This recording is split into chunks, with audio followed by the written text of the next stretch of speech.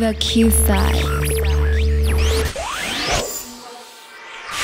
So, Mr. Skee, I'm not even gonna call you DJ Skee. I feel like I want to call you Sir Go on, Skee. RZA, you know, in all of our encounters, I don't think I've ever properly congratulated you for where you're at. Like, you're, you know, 30 under 30 on Forbes' list. You're most influential on the Billboard list. What would you say were like the 3 main qualities that contribute to your success? Then I'd say figuring out your lane, kind of finding what you want to do, taking influences from everybody else, but at the same time not copying them, because if you try to be a clone of somebody else, then you're never going to have your personality. So, you know, finding your lane. 2 is working hard and just going out and doing it. Like, you have to put in the work, especially in this day and age. There's so many talented people. And then the 3rd thing, probably just being persistent. You know, you can't give up. You're going to fail a lot.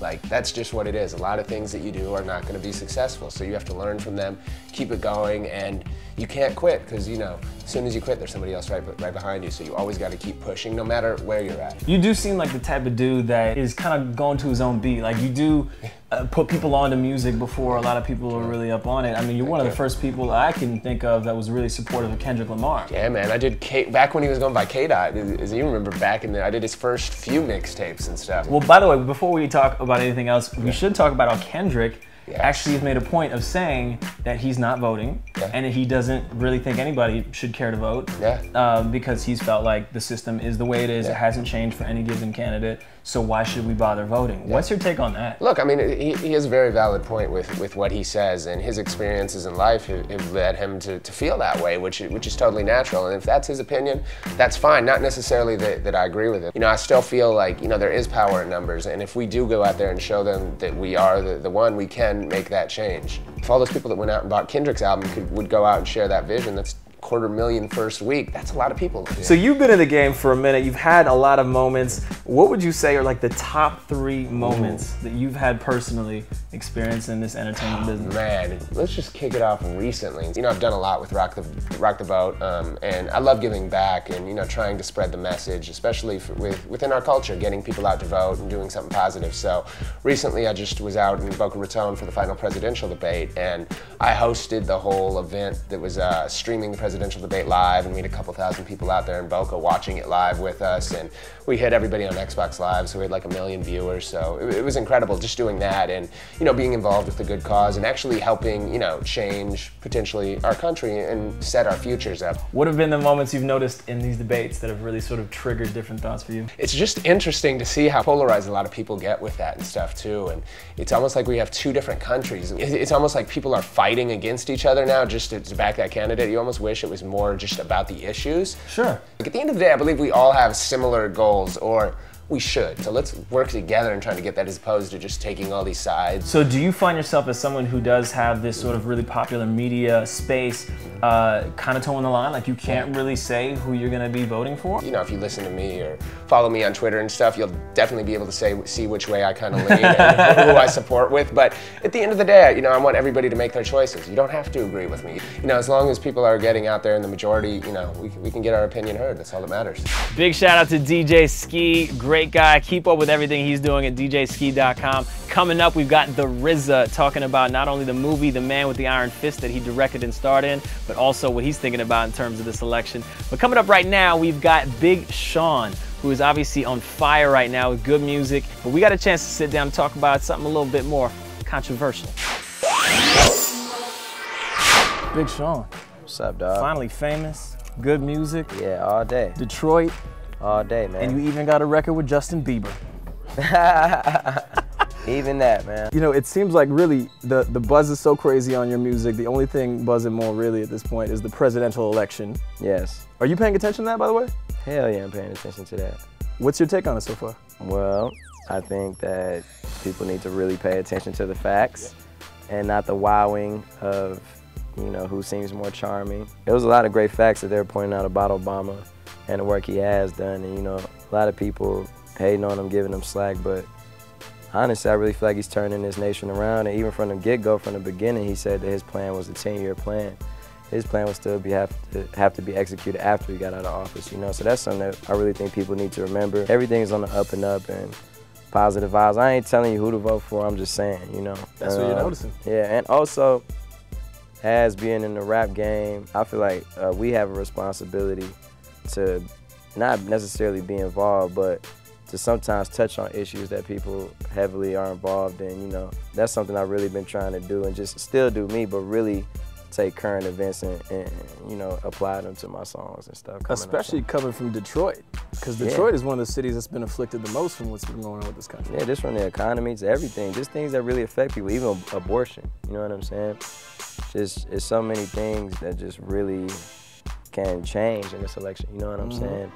And it's important people know that. Man, you're doing your part. There's a couple records on Detroit that I really think are like, they kind of surprised me almost, because you got the party records, you know, the braggadocio records, but like you got some thoughtful records in there too. You really do slip that. Yeah, we got, you know, and that was just a mixtape. I just feel like I do whatever I want to do, man. And sometimes I think hard, sometimes I don't. Sometimes I want to let loose, sometimes I need that energy. Sometimes life is too serious, man, and you just need something to take you out of that. You know, life gets real. It's real for a lot of my homies, it's real for a lot of people in Detroit. It's real for a lot of people everywhere, and sometimes people need an escape. Sometimes people need inspiration. Sometimes people need a hero, you know what I'm saying? And just coming from where I come from, there's not too many heroes to look up to, at least people in Detroit. And this is something my girl told me, that she was like, it's tight because people used to see you around at the parties and see you around and doing stuff, and it's tight to you show people that, yo, you could do what the hell you need to do. You know, and that's what I do it for, is an inspiration to inspire. And my homies tell me that all the time, man, so it's tight to see your vision come true, and it's tight that people are rocking with you because they saw me on Santa Barbara at my grandma's crib, they saw me on 7 Mile, they saw me at Cass Tech, they saw me at the Michigan State party, and they saw me at Bowling Green, they saw me performing at Club Blue, and now they see me on songs with Jay-Z, they see me on songs with Kanye, they see me on videos with Justin Bieber, whatever. You can hate all you want, but I just know I bought my mom a new house, you know what I'm saying? I know I'm taking care of her, bossing up and taking care of my family, so. And you just sold out a college show, 13,000 kids came out to see you. Did you think 5 years ago that was gonna happen? Yep, because I had vision. But I do appreciate it. I'm not sitting here like taking anything for granted. To have the people around me, my team, you know, to go out there and rock 13,000. We just getting started, man. One of my favorite new MCs doing his thing, Big Sean, who is also not afraid to speak on politics. Gotta give up respect for that. Look out for his mixtape, Detroit, which is out right now for you to download for free. And now for the #1 spot on our countdown of hip-hop on the election, we get a chance to talk with the RZA, who is not only a legend from the Wu-Tang Clan, now he's making some major moves in the film industry as the director and star of The Man with the Iron Fist. So we talked about that, and we got to talk real candidly about his opinions on the election. King, RZA. It's good to see you again. Man, what an amazing moment to be able to have this movie, The Man with the Iron Fist, coming out. This must be a dream for you, because anybody who's followed your career from Wu-Tang knows you're a huge Kung Fu fan. Yeah. And so now you're getting to make a Kung Fu film. Yeah, it is a dream come true, especially you know, a guy that walked around New York City fantasizing about this and going to those movie theaters. So it took a lot of energy, a lot of imagination. They say what persistence overcomes resistance. What kind of resistance did you have? Well, you know, even people in my own crew, you know, in my own circle doubted my path when I chose to, you know, walk away from music for a while and come put my talents into filmmaking. You know, I just had an urge of what I wanted to do. I wanted to make movies. But I realized if you want to do something good, you better get a good teacher. I found a good teacher who was willing to be my teacher, Quentin Tarantino. He's all right. Yeah. What's the biggest thing that Quentin Tarantino taught you? He said, write. Now, of course I write songs and all that, but he meant write your screenplay. You know what I mean? Sit down and write it. We're writers, is one of his things. So we are writers. But yeah, so it's interesting to hear that you got a little bit of resistance from your crew, because you would think that, you know what, you did them enough musical favors, maybe it's time to move on. Not my artistic crew. I'm talking about the people that was involved with business with me. Right. You know, I was making a lot of money for a lot of people. But to me, self-satisfaction is the true meaning of happiness. Yeah, so you're satisfied with the job you did on this movie? I'm super satisfied, yeah. I realized it in music, but in music I knew my talent, I knew what I could do. I was so confident. Wu-Tang was nothing to F with. We were the illest crew in the world. You couldn't tell me nothing about that. If you said it, I'll do everything to prove you wrong, even if it meant punching you in your face. I had to prove you wrong. But for this is different. This is something I didn't know, you know, the capabilities of myself, but I trusted and believed in myself and prepared myself. And now that I see it, I see that a thought went from thought to word to physical manifestation. And I think that's important for me to see that at this capacity. And it really opened up the world for me to say that I've now found the medium to encompass all of my artistic expressions. It's a lot to tackle. This project seemed like it was definitely an all-encompassing thing. I would think one of the only more challenging things is running this country, and right now, we're on the precipice of the election, and of course I know you got some opinions about what's been going on. You know, the movement that the president gave us, you know, getting into office was so uplifting, and it represents such a better image for our country. You know, I don't actually vote personally. You know, I'm on a certain list. You dig it? Every time I come back to this country, check it out, I love this country, right? When I leave and I travel around, I represent America. When I come back, even after 150 days in China, and they always take me to the back room.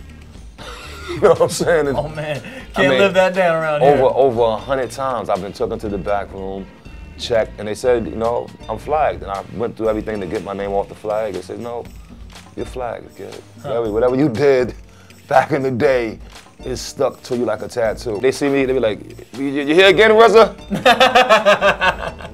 But if you could vote, obviously you would be voting, right? Yeah, if I could, I would, man. You know what I mean? I advise people to vote regardless. If you got a voice, let your voice be heard, you know what I'm saying? My wife does vote. So she's the voice of our family when it comes to our political ideas.